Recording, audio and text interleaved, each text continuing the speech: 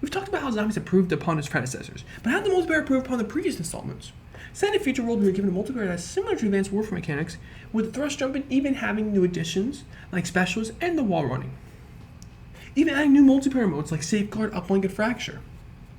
Treyarch did everything improving upon the last, from the usual boots on the ground like we've always been served for many years. With these new additions, the community needed to adapt to the new environment, giving new opportunities to play what was originally a normal shooter game, now having an immersive experience with loads of new varieties at hand. Whether that was the special, the DLC weapons, the maps, the wall running, it had it all to become one of the most enjoyable COD multiplayers in all of Call of Duty. Hello Ninjas, welcome back. Today we continue our Black Ops 3 review with the multiplayer aspect of the game. In this review, we'll be going over the maps, the weapons, DLC weapons, the gacha system, the specialists, new modes, and the gameplay, and a few other things I've also added throughout the script.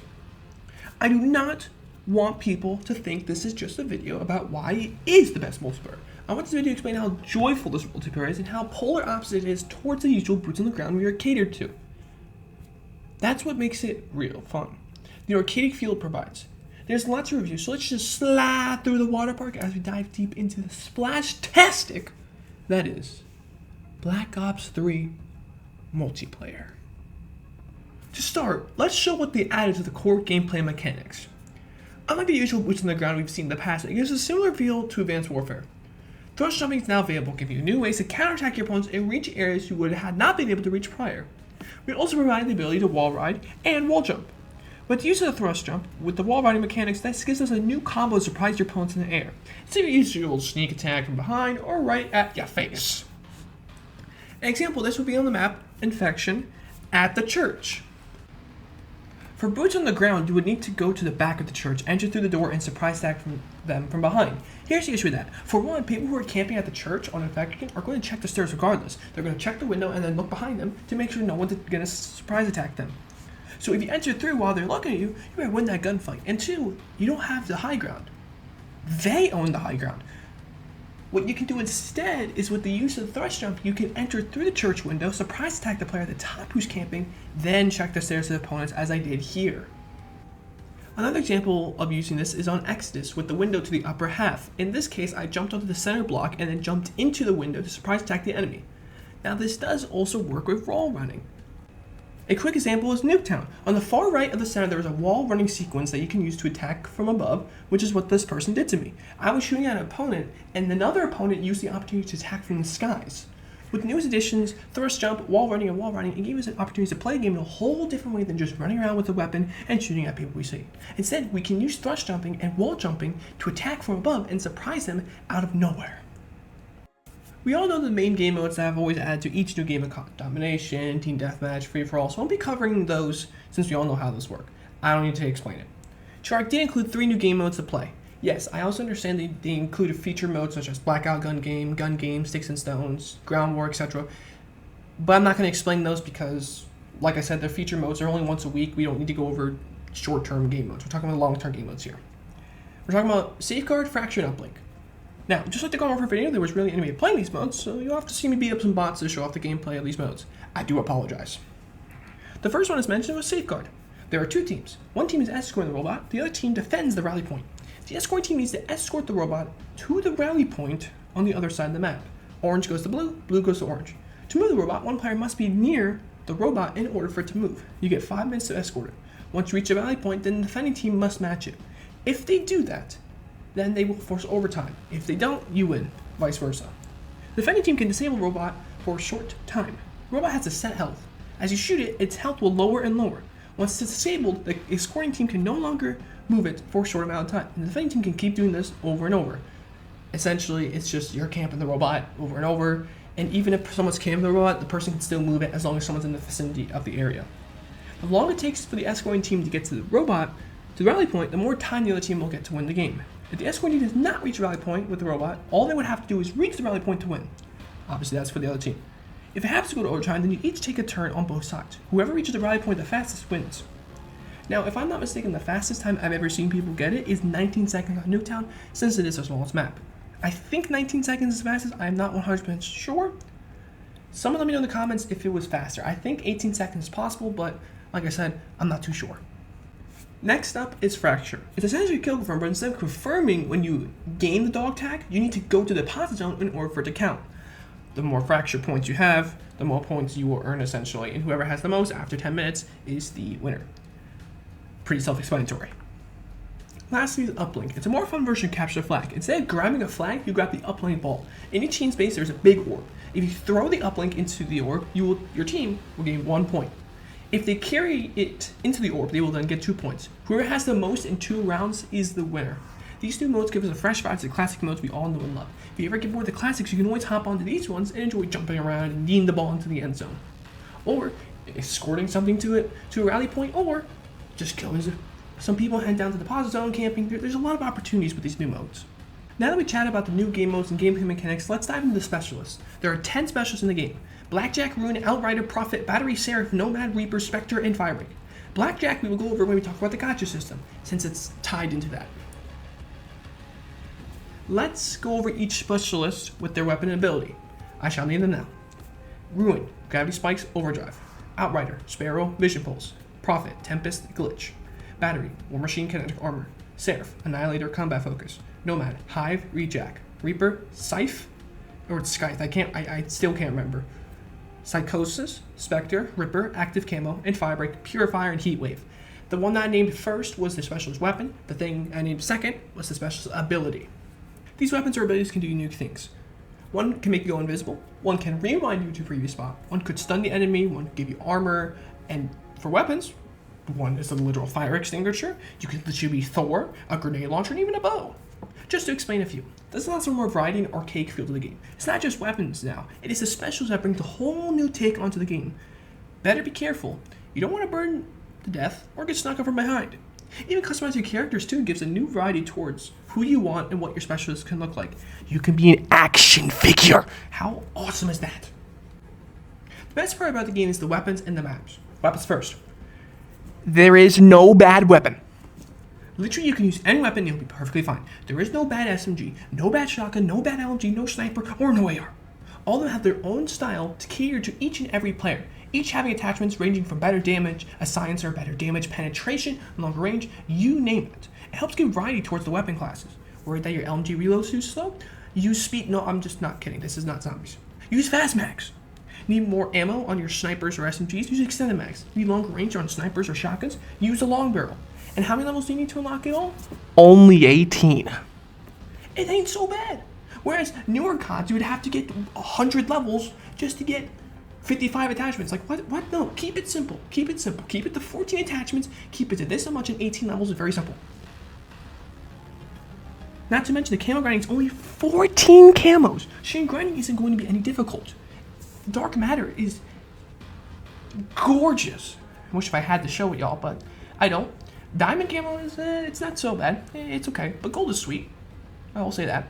I will mention about DLC weapons when we head over to the gacha system. Before we talk about maps, let's briefly talk about the wildcards and the score streaks. Wildcards help improve your gameplay. Some could be picking up ammo off the ground and dead bodies, starting with 200 points, which is score streaks, having an indicator when an enemy is nearby. Variety, very important. As for score streaks, some new ones are added. Wraps, which is literally rolling bombs, or think of them as like the freaking meatballs in Shadows of Evil. Mothership, which is you controlling a gunship. GI unit being a robot, which kills. You know, not wrong. Race being a damn near toughie to kill that kills anyone that is within sights. And a Cerberus, which is a robot you can control. You can also do this with the talent if you'd like to, though the talent is pretty bad, so I wouldn't suggest it. I prefer the games where you get score streaks over time instead of needing a kill streak, like Cold War, for example, how you get the score over time. But I also don't mind the old system where you need to get multiple kills in a row just to get the wraps, for example. I think you need like 14 kills in a row just to get. I also don't mind that either. My go-to set for this game was HCXD, Care Package, and the wraps, in case you guys were wondering. Alright, now into the maps. DLC maps are gorgeous. The maps are designed for you to use a thrust jumping and wall riding. Maps like Breach, Fringe, Redwood, Combine, Skyjack, and plenty more have wall riding spots to get you across the map. I refuse to believe you do not have an air fight on Combine. Now, you would just be lying if you were just saying that, which is incorrect. The map designs are fantastic too. Redwood has a wall riding under the Rocky Mountain. You can thrust jump from tree to tree. At the back end of the map, Fringe has the wall riding in the small corridor section on the far right, so it'll give you that castle theme similar to Grog Crovey. Rupture, where you can fight on robots. Micro, which to me is the best DLC map to ever come out of any COD game. You are fighting on a picnic, on a grill.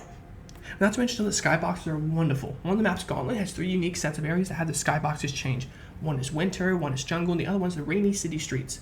The Citadel, Skyjacked, Micro, Rupture, Outlaw, the skyboxes are great as well, since the time of day changes too, which is extremely important to the maps. Each map is meticulously designed to fit the core gameplay and feel immersive. Each have their own secret spots and routes to get to places that you would not be expecting to get there in the first place. The final thing you need to go over is the one ick people have with this multiplayer: the gacha system. As you play, you gain these crypto keys. These can be used to purchase common or rare supply drop. These gives you cosmetics, emotes, and the DLC weapons, as well as DLC melees. The cosmetics can range from a head or a body. For example, there's a hive outfit, each one that looked like a beehive. Or you could have gotten gestures or taunts. Some are fun, like digging up the grave, bowing down, playing dead, acting like a zombie. Just think of it as Fortnite emotes. First place taunts were fun if you have the specialist weapon ones like this. You won't escape the coming storm. Or this one. There's no escaping Outrider Overwatch. And lastly, this one. That's right. I'm your worst nightmare in the TOO. Now onto the DLC weapons. For you to get a weapon, you'll need to be extremely lucky on the drops just for you to get it. You all remember when Ali would be able to make a full-on 10-minute video just opening the drops to get the newest DLC weapons? That was how bad this could have gotten. Some people can get lucky on the first try, others, that's some pretty bad luck. Daily challenges would give you 10 crypto keys, and weekly would give you 30 and access to Blackjack. Blackjack, when used, every 5 kills it takes a specialist ability or weapon, whichever one you decide to pick. And essentially, you get to use it. You can flip it too if you'd like. So for example, let's say if you have the Firebreaker's Purifier, you can flip it to become the Hive, for example, as I showed it right here. You only get 60 minutes to play, so use it wisely. Oh, the DLC weapons were weapons from previous games like the RPK, DBSR 50, Peacemaker, PBSH, Olympia, which is extremely broken, M16, and even new ones like the R70 Ajax, the Banshee, and the Rifty 9. And yes, don't worry, I'll not forget about the most broken weapon in the game, the XMC. Who allowed that weapon to exist again? Oh yeah, the devs! Totally forgot about that. And yes, there's a weapon that is shooting nails. As for the melees, you can get the crowbar, the brass knuckles, the bat, a carver, an axe, just to name a few. There are a lot of weapons, so if you just roll the gacha system, you'll probably get one in 50 tries. Yeah, that's pretty bad. But exciting when you finally get one. You just got the PBS hat! Dude, I got the Skull Splitter! Good times. Good times. Quick little bonus section before we conclude here. The custom game sets were awesome. First off, you can have up to 17 each class, which means max attachments on a weapon, 3 wildcards, and you have lethals and tacticals. It's usually 10 in a match, so this helped out a lot, especially playing like custom games, for example, Window Wars, Melee's Only, Infected, Gun Game, etc. And there were custom modes made by the community you can download, so if you didn't have a DLC map and wanted to try it, you can! It was a great addition all around. Overall, the gameplay engine made it such a blast to play, whether that was exploring the wonderful detailed maps, finding in the skies, unlocking new weapons, finding out glitches in Nuketown, grinding camos, playing with your friends. This game had it all to give a fun, casual multiplayer to play with your best friends. The maps, the modes, the weapons gave us a new way to play in one of the most enjoyable COD multiplayers to exist. Thank you all for watching. I hope you enjoyed the video. This is personally my favorite COD, but I have bias since it was my first ever true COD. My first COD was Modern Warfare 3, but all I played was the campaign. So, you know, vice versa, I guess. I don't really know what to say there. I remember hopping on parties, playing Window Wars, Melee's Only with the crew. It was a blast overall. I remember the hype behind Grok Crovey, Revelations. Let me know in the comments what your thoughts on this COD multiplayer. Was it good? Was it bad? Was it enjoyable? Next week, I will be combining the zombies video I made about this game and the multiplayer I made about this game. It's just essentially just a quick, non-edited video. I just combining both of those. I'm going to be adding a part in the beginning mentioning, hey, this is a combination of both my multiplayer video and my zombies video. And then at the end, I also will throw in like the speed running thing that was mentioned at the end, like the extras, because I do want to mention about that. And then Thanksgiving week is going to be a little bit hefty. Okay, so let me explain. So the 10 days... the last 10 days of November, I am off because it's essentially my Thanksgiving break for college. So I'll have 3 videos up during that time. After I do the combination video of these two, I will then do the Hazmat Hotel Season 2 review. Yes, I'm a Hazmat Hotel fan. Leave me alone. I can enjoy whatever show I want, okay? So I'll have that uploaded, which is actually 2 days right after the finale comes out. So I'm going to have to make that quick. Then on November 24th, I will then have a Tangled movie review that I will finally be doing. Yes, I'm going to finally actually upload it. I'm not going to actually get freaking copyright blocked.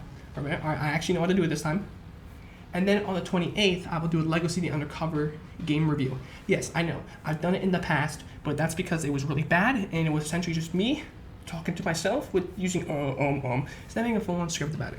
And I feel like for my favorite Lego game, it deserves to have a full-fledged review on it. So those are the 3 videos that'll be coming out for the rest of November, and then once we get to that, I'll then explain what's going on in December. So, as always, make sure you like, subscribe, share this video to your friends, and subscribe to me and enjoy my videos. Hit the little bell so you get notified for when I go live. Thank you again for watching. I'll see you on next Friday. This is Ninja Jones signing out. Peace!